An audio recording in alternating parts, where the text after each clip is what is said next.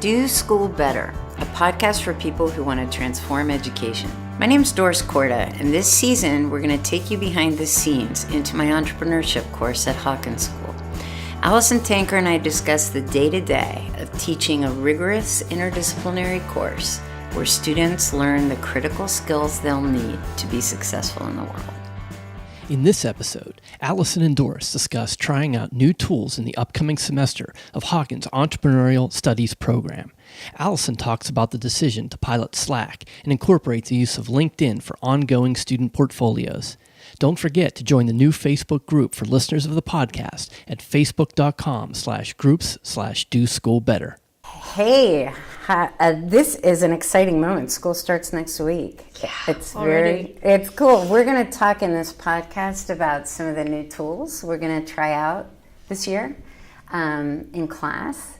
But first, just a minute to say, because this is for everybody who's teaching in schools, for kids, for parents, for teachers. There's that jittery, oh my gosh, back to school, and it's exciting. It's really, really fun, and every year with this program that we're running, we get to a completely new place. Tons and tons of fun with educators that we've gotten to know over the past year, many of whom, some started implementing this summer, some are implementing this fall for the first time. How do you feel going into your second year? I'm feeling great. I'm feeling excited about the new things we're going to try, and I feel appreciative to have another year working alongside of you, continuing to learn and really deepen my practice with the work that you've done over your career and developing this methodology. I think it's an exciting opportunity, but it's interesting you brought up the other educators, and I've been thinking about the new Facebook group that we started. Oh, I'm excited about that, yep. And that in there, I think we were talking about the beginning of the school year, what you're doing to get ready, what challenges you're thinking, you're worried about. And I appreciate that space as a new teacher as well, to be able to vet some ideas and some questions and see what other people are thinking about as they're entering into the school year. And talking to Janez from Slovenia, not just me and him, but as a whole group, will be so exciting. Absolutely, to watch what he's doing. Yeah, there's a number of different people I know who you've been able to work with throughout all of your trainings that you've been doing, and to have a space now that we can continue to connect and collaborate in that Facebook group is pretty exciting. It is exciting. It's really exciting. So let's talk about, in the very earliest implementation of this stuff, we've used Google. Tim built the learning management platform in Google from day one, but we also tried a bunch of different things along the way, different apps, different software packages. We even, at one point, we were paying a license fee per student and we've tried different things along the way, and we're heading into this year. We learn every year, we learn every semester, and we're heading into this school year trying some new things. What are you trying this year? Yeah, Are you excited about? Well, we've been thinking regarding the different tools of the class and what's been working and what other things exist out there in the marketplace that we might want to try and expose our students to, but that also might help the efficiency of the way that they're managing projects or they're working on teams, the different functions that, especially with how quick technology moves now, for us to be up on the latest tools that actually might help their learning experience in a more meaningful way, and to not shy away from those, because we've used Google or we've used Todoist or whatever the existing tools are for the class, to continually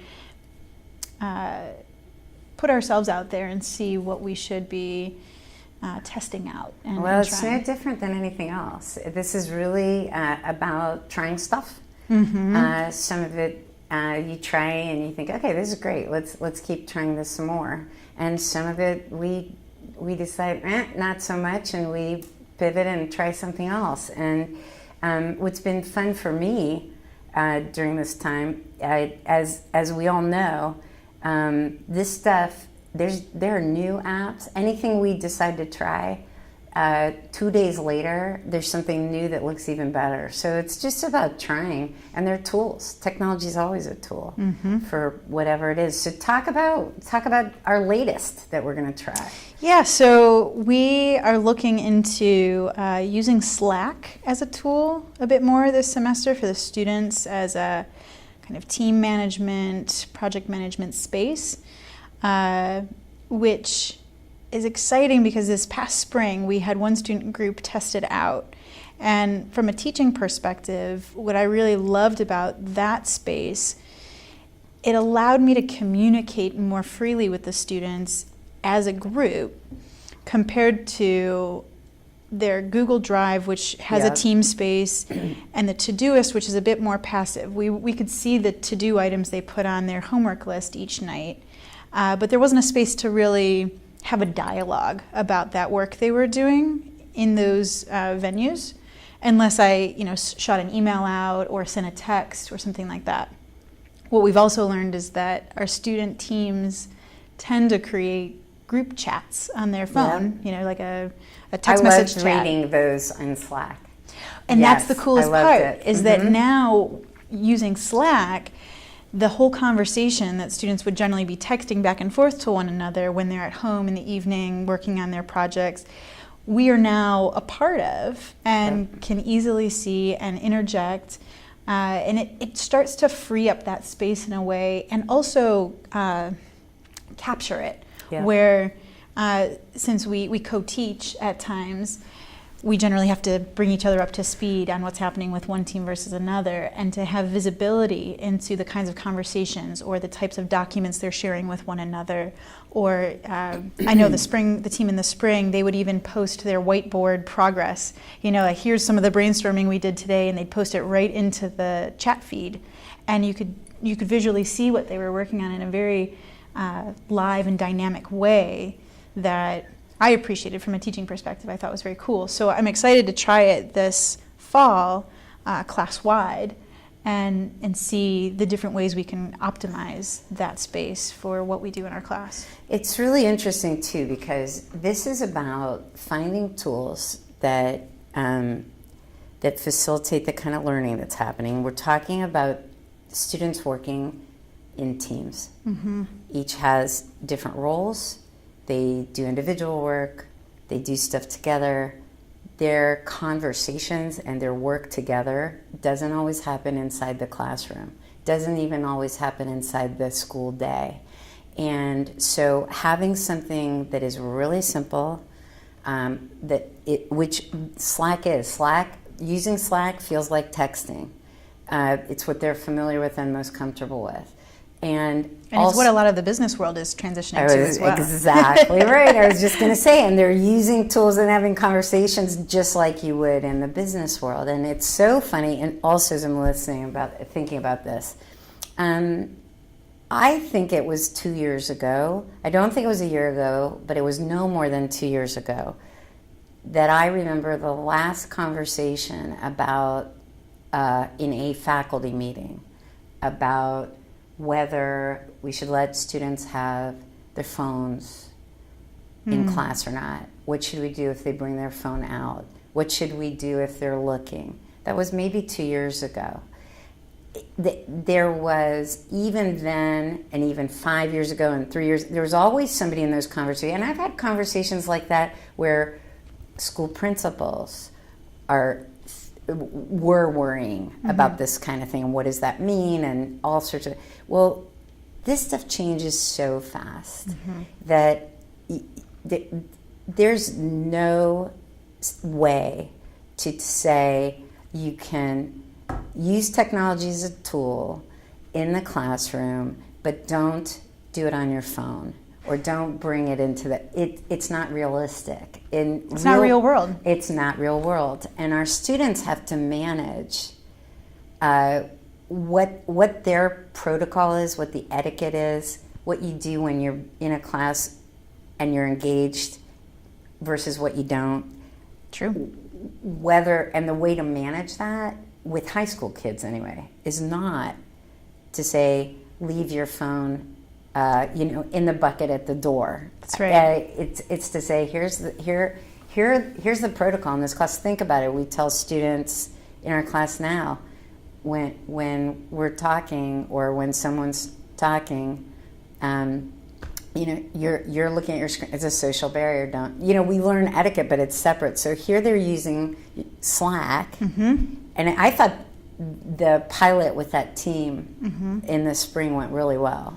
I was even impressed how you used it, Doris. Yeah, I used it. I know, and that was that's what convinced me. Actually, was that you were able to jump in the conversation in ways that you hadn't with the previous tools, because there wasn't a place for that conversation. You would generally shoot the students an email, and it was very separate. It felt like it was in a separate space, but to be in the same place where I could then see the conversation, the ways you were questioning them to get them to think deeper about the challenges, as well as, motivating students in this space becomes a little bit easier as well, where we can, if only 3 out of 4 are really contributing to that conversation and going back and forth, it's quite clear that the 4th person on the team who might be slacking off a bit isn't engaged. And for us to just say, okay, and to just say, hey, so-and-so, what do you think about this? To pull them in, to engage them more. And I feel like that's a really beautiful part. Well, I think the thing about technology, and it's true about me, for me, whenever the technology required initiation from me, I had to go into the Google Drive to see what blah, blah, blah. Right. Given my day and the way I operate, I would have to make a concerted, it was an extra step. And it was an extra thought. It was, it wasn't, it's different than, I have a message on my phone. It all lives in the same space. And it's all in the same space.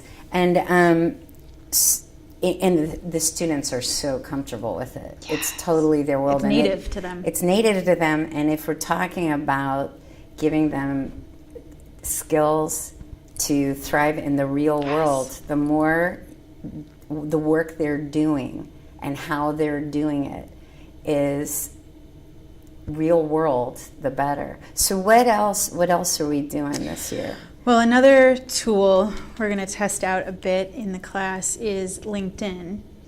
And this has stemmed from our continual effort to think through the digital portfolio space, how students are continuing to communicate what they've done in this class and how it's relevant to experiences beyond this class. And it was a student's idea to do this, right? Partially. They also had beautifully elaborate plans, which I'd love to get to at some point. I think this is our MVP. We have to start with a LinkedIn at first. I mean, we've had a Google portfolio site that the students have built in the past, and we'll likely continue that in some form.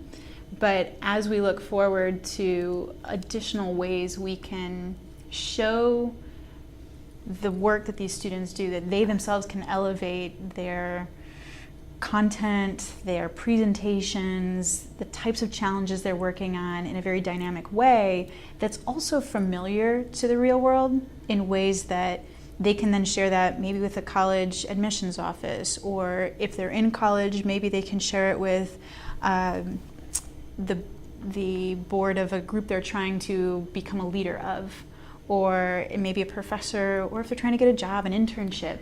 Right? There's different places we've heard our students in the past have wanted to share this and have struggled to package it in a very regular way, like an everyday kind of way. And we should give a shout out. So we had 3 students who'd finished our program who chose for their senior project, they wanted to redesign our capstone and the way we did these portfolios in the class. That's right. And it's Philip Hediatnia, Bethany Unger, and Clayton Carmen, and I'm going to name them specifically. And they did an amazing job. And what they did, which you just described, what they did is said, look, the class is so real. We're working on real stuff. And then the way we're doing our assignments, the technology we're using, where we're putting the stuff, and how we're putting it, doesn't feel real. It feels like school. We had a Google-based portfolio. They would put things in there and create a site. And I'm going to use my interpretation of what they said. What they said was, let's use through the class, through the course of the class, as we are posting things and writing things and creating. We're blogging, we're making videos, we're doing reflections, we're doing papers. Let's use LinkedIn along the way in the class to post things, communicate things. You're right, they had a wonderful solution that included a lot more. But basically, let's use the platforms that we use anyway. That's right. Medium, LinkedIn, Slack, and integrate those in the class and do our assignments that way.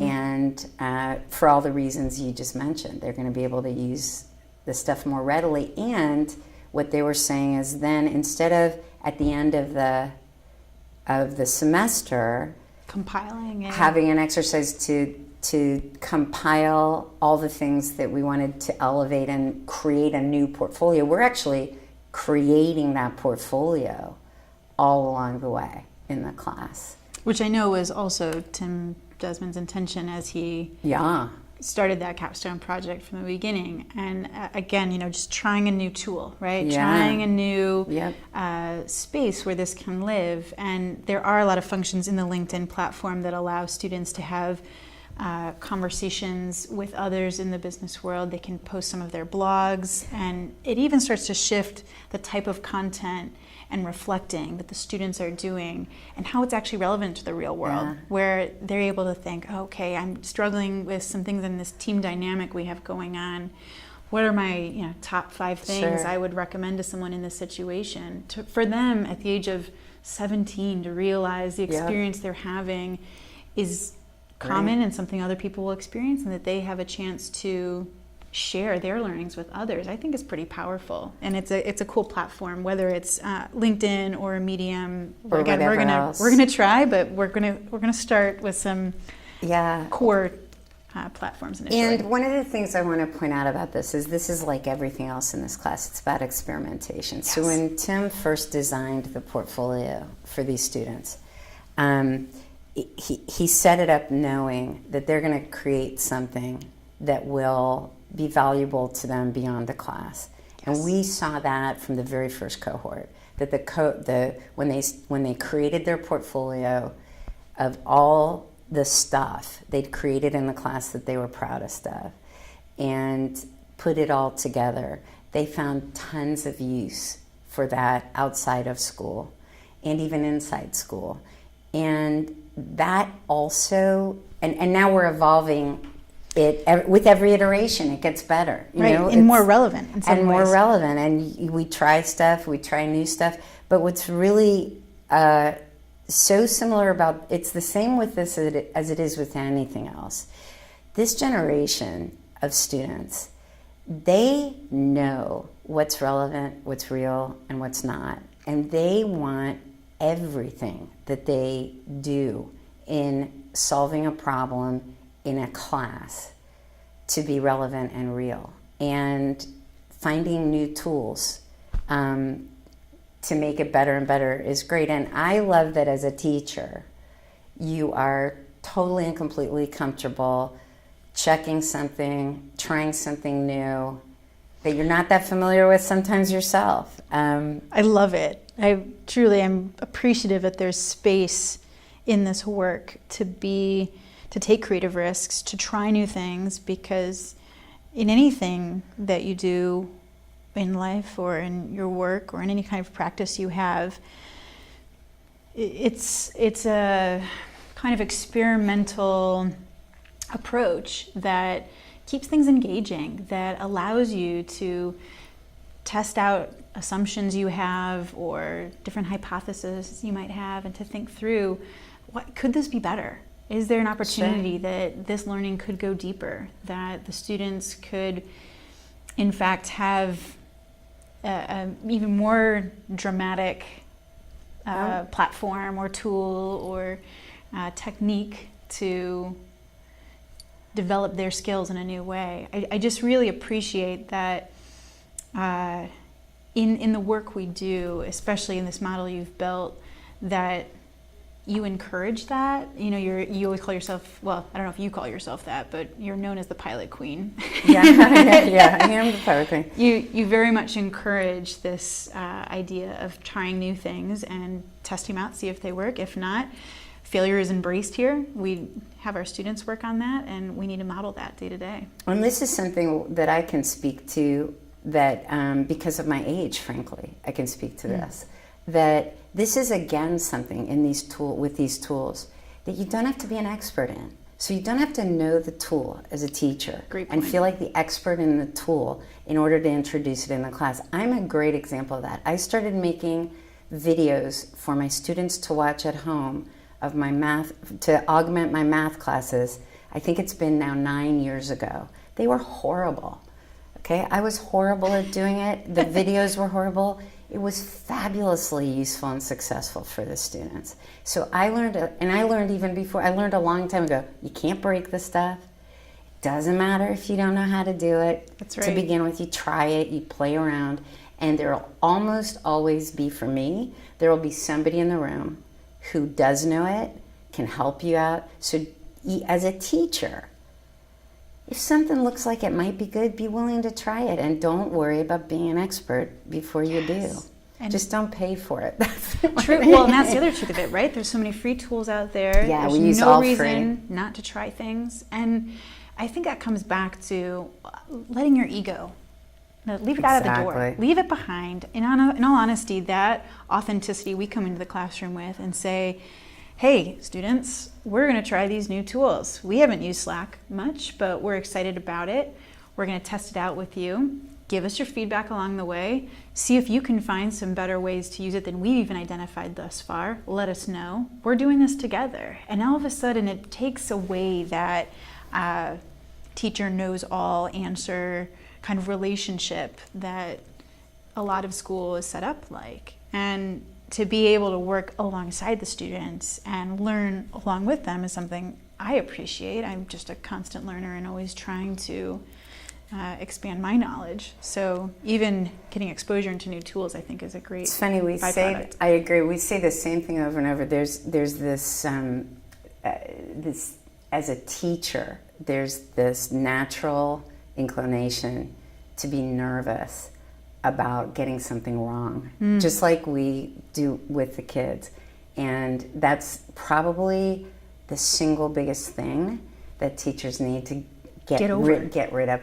And I'm hoping, you know, I get tons and tons of emails from educators we've worked with about things they've tried that they love and they want to share. Like, have you seen this? Or have you ever used this? Or look what I used in my class, or look what we built, or look what my students did.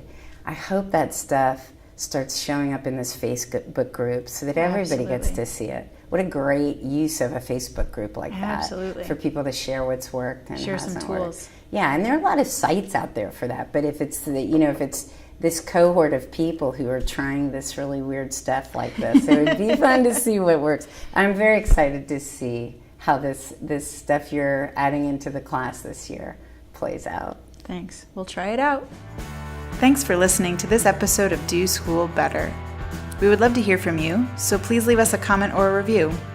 And if you're interested in learning more, check out wildfire-education.org.